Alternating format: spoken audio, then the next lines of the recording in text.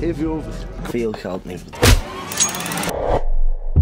Halo guys, balik lagi bersama gua di sini ya, bincang santuy. Ya kali ini seperti biasa di sini gua mau menceritakan cerita alur film yang berjudul We yang dirilis pada tahun 2018. Ya belum lama juga sih ini film ya. Jadi film ini diangkat dari kisah nyata, geng. Cerita ini menceritakan seorang sahabat yang tadinya polos banget nih, yang tiba-tiba mencoba hal yang sangat ekstrim, brody.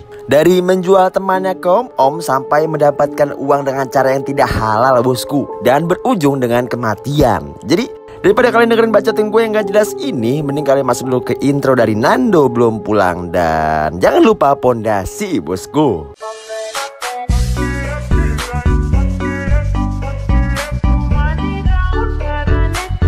Di awal film kita diperlihatkan dengan seorang lelaki yang bernama Simon alias muka monyet. Dan Simon ini merasa sangat sedih karena pacarnya ini meninggalkannya, bosku. Wadidaw pokoknya mah. Dan di sana juga dia datang ke tempat pengadilan dan melihat temannya ini yang sedang diadili, bosku. Nggak tahu karena kasus apa, mungkin karena pencabulan mungkin ya. Dan scene pun kembali ke 4 bulan yang lalu. Dan di sana juga terlihat si Simon ini yang sangat bahagia, bosku. Karena si Simon ini merayakan akhir pekan bersama teman-temannya atau sahabatnya, brody. Dan teman-temannya ini atau friendnya ini bernama James, Ruth, Lisa, Femke, Carl, Thomas, dan Anna, bosku. Dan persahabatan mereka ini sudah terjalin sangat lama, bosku. Dan mereka ini sangatlah masih polos begitu pokoknya mah. Ya pokoknya mah kayak anak kecil begitu. Dan terlihat mereka di sini membuat sebuah game yang dimana anak-anak perempuan yang lari di atas jembatan langsung memamerkan apa mereka, bosku. Wadidaw pokoknya mah. Dan kemudian kali ini menunjukkan tempat yang dimana tempat itu akan menjadi base camp dari mereka semua, bosku. Malamnya pun mereka langsung pesta di sana dong. Di sana juga terlihat Simon dan Femke ini saling menyatakan cinta, bosku. Ya pokoknya mah masih kecil udah kasmaran begitu dah. Dan mereka pun langsung berciuman, bosku. Scene pun berpindah kepada Thomas yang sedang memeras otongnya yang sambil menelpon pacarnya, bosku. Wadidaw pokoknya mah. Setelah mayones jadi, akhirnya si Thomas ini ke tempat makan keluarga, bosku. Karena ayahnya ini sedang berulang tahun di sana. Dan Thomas ini bukannya menjadi senang di sana. Dan ternyata si Thomas ini malah diomel-omelin sama ayahnya. Karena si Thomas ini adalah anak yang sangat pemalas. Dan juga pengangguran. Pengangguran banyak acara dong pokoknya mah. Dan Thomas pun langsung pergi ke rumah James. Dan Thomas pun di sini berpikir bagaimana caranya sih biar bisa dapat duit banyak. Akhirnya si Thomas ini membuka situs enak-enak dan ingin membuat video tersebut dan diuploadnya ke situs tersebut dan mendapatkan uang. Dan keesokan harinya langsunglah mereka berkumpul lagi di tempat base camp tersebut. Dan si James langsung membuat game yang dimana si Anna ini harus menebak otong siapa yang masuk ke lubang atau ke goa milik si Anna ini, bosku. Dan setelah game selesai, si Thomas langsung mengajak teman-temannya ini ke danau dan mengusulkan tentang idenya tersebut atau membuat film enak-enak tersebut. Dan mereka semua menyetujui. Dan langsunglah mereka datang ke apartemen Simon, bosku, untuk melakukan video mantap-mantap tersebut. Wadidaw pokoknya mah. Dan karena mereka takut ini identitasnya terkuak, akhirnya mereka semua di sini memakai topeng. Dan langsung mereka melakukan hal tersebut atau mantap-mantap tersebut, bosku. Pokoknya mah mantap lah. Dan saat Ruth pulang, Ruth ini malah diomeli oleh orang tuanya, bosku. Dan di sini si Ruth ini langsung memilih untuk pergi dan mengajak si Anna untuk bersepeda di sana.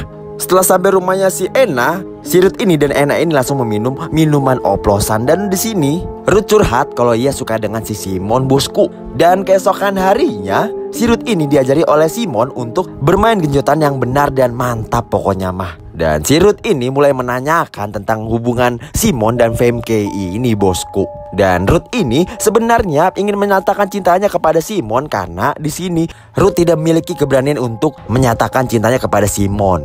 Dan keesokan harinya terlihat si Femke dan Lisa ini yang sedang belajar di kelas, bosku. Dan setelah pelajaran selesai, si Femke ini melayani gurunya ini, bosku. Dan diabadikan dengan si Lisa dan James, bosku.